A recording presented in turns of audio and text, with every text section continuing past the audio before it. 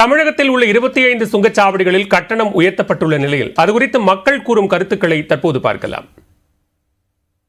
கடந்த 2023-2024 ஆண்டில் தமிழகத்திலிருந்து 4221 கோடி ரூபாய் சுங்க கட்டணமாக வசூல் செய்யப்பட்டிருக்கக்கூடிய ஒரு நிலையில் இன்றைய தினம் சுங்க கட்டணம் மேலும் உயர்த்தப்பட்டிருக்கு.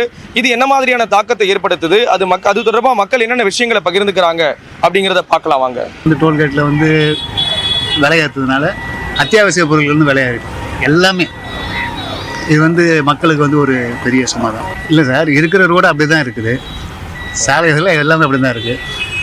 அப்போ டோல்கேட்டு மட்டும் ஏற்றினா அப்படி சொல்லுங்கள், அது முறையாது. டோல்கேட் இல்லாமல் எந்த பொருள் விவசாயி கொண்டு வருவாங்க, காய்கறி எப்படி வரும், காய்கறியோட விலைவெல்லாம் ஏறும், எல்லா பொருளோட விலையும் ஏறும். டோல்கேட்டு பண்ணுறாங்களே தவிர ரோடு ஒழுங்காக போட்ட மாதிரி ஒன்றும் தெரில. இப்போ உதாரணத்துக்கு இங்கெல்லாம் அந்த செங்கல்பட்டுலாம் ஏற்றிருக்காங்க. செங்கல்பட்டில் ஏற்றினா அங்கேருந்து வர ரோடெலாம் பார்த்திங்கன்னா ரொம்ப மோசமாக இருக்குது. அதில் முக்கியத்துவம் கொடுத்துட்டு ஏற்றுறா கூட பரவாயில்ல, அதெல்லாம் ஒரு முக்கியத்துவம் தராமல் ஏற்றிட்டு இருக்கிறாங்க. விலைவாசி மக்களுக்கு தான் கஷ்டமாக இருக்கும். இப்போ டோல்கேட் ஏற்றையிலே எல்லாமே விலைவாசி ஏறும், ஆட்டோமேட்டிக்காக வரும்ல. இப்போ லாரி போகுது, இங்கேருந்து மதுரை எடுத்துக்கிட்டிங்கன்னா மதுரைக்கு முன்னாடி 500 டோல்கேட் இருந்ததுன்னா இப்போ 1000 ரூபாய் ஆயிடுச்சு. அந்த 1000 ரூபாய் எங்கே கொண்டு வைப்பான்? காய்கறியில் தான் வைப்பான், வர சாமானில் தான் வைப்பான். அது பாதிப்பு தான். டோல்கேட்டில் கட்டணத்தை உயர்த்தவே கூடாது. ஏற்கனவே எக்கச்சக்கமாக இருக்குது, இன்னும் உயர்த்தினா என்ன அர்த்தம்? ரொம்ப தப்பு இல்லையா? அது ஆப்வியஸாக ரெகுலர் ட்ராவலர்ஸ்க்கு அது ஒரு பெரிய சார்ஜஸ் அஃபெக்ட் தான். ஒகேஷ்னலாக டூர் ட்ராவலர்ஸ்க்கு பார்த்தீங்கன்னா அது பெரிய சேஞ்சஸ் இருக்காது. அவங்க எப்போயாவது தான் ட்ரிப்ஸ் போகிறாங்க, ஸோ அதனால அவங்களுக்கு அது பெருசாக இருக்காது.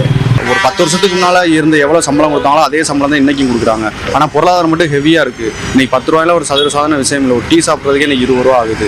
ஸோ இது மாதிரி பொருளாதாரத்தை அதிகப்படுத்தி விட்டு சேலரி இந்த சம்பளம் உயர்வுலாம் கம்மியாக இருக்குது. அது மாதிரி கட்டண உயர்வு எல்லாத்தையும் அதிகப்படுத்தும் போது நம்ம மக்களுக்கு ரொம்ப சிரமம் தானே சார் ஆகும். வண்டி வாங்கினா டேக்ஸு, டோல் டேக்ஸ் கட்டுறோம், திருப்பி டோலு, பெட்ரோலில் டேக்ஸு, அதுக்கு ஒரு செஸ்ஸு எல்லாம் சேர்த்தா இவங்க 30% சொல்கிறாங்களே, அதிகபட்சம் 30% வரி விதிப்புன்னு சொல்கிறாங்கல்ல, இல்லை 90% ஆக்சுவலாக. காய்கறி விலையிலேருந்து எல்லாமே ஏறும். எல்லாம் வண்டிலாம் டோல் பே பண்ணுற மாதிரி இருக்கும், ஆப்வியஸாக ஏறும். அதெல்லாம் என்ன சொல்கிறது, பப்ளிக் ப்ரைவேட் பார்ட்னர்ஷிப் தான் பண்ணுறாங்க. பட் இருந்தாலும் ஒரு கண்ட்ரோல் இருந்தால் நல்லாயிருக்கும். அவ்வளோ சீக்கிரம் அட்லீஸ்ட் ஏதாவது இந்த மாதிரி வெஜிடபிள் ரிலேட்டடானது பேசிக் ப்ரைஸ் எல்லாம் இன்க்ரீஸ் ஆகாது. அந்த வெஹிக்கிள்ஸ்க்காக ஏதாவது இப்போ எக்ஸாம் கொடுக்கலாம்.